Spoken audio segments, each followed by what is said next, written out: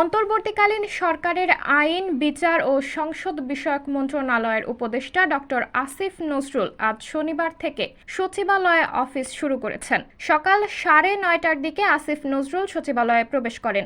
এ সময় মন্ত্রণালয়ের জ্যেষ্ঠ কর্মকর্তারা উপস্থিত ছিলেন। তিনি এসেই সচিবালয়ের 4 নম্বর ভবনের 8 তলায় তার কক্ষে আইন ও বিচার বিভাগের সচিবের সাথে বৈঠকে বসেন। সরকারিভাবে শুক্রবার ও শনিবার ছুটি থাকলেও বিভিন্ন মন্ত্রণালয় ও বিভাগ প্রয়োজন অনুযায়ী ছুটির দিনেও খোলা রাখা হয়। আইন উপদেষ্টা ডক্টর আসিফ নজরুলের আসার খবর জানার পর সকাল থেকেই মন্ত্রণালয়ে পরিষ্কার পরিচ্ছন্নতার কাজ চলতে থাকে। কক্ষের সামনে নাম ফলক বসানো হয়েছে, কাগজে টাইপ করা হয়েছে উপদেষ্টার নাম। এদিকে আজ আরও কয়েকজন উপদেষ্টা সচিবালয়ে প্রথম অফিস করবে বলে জানা গেছে। সাবরিনা জলিল, সবার কথা।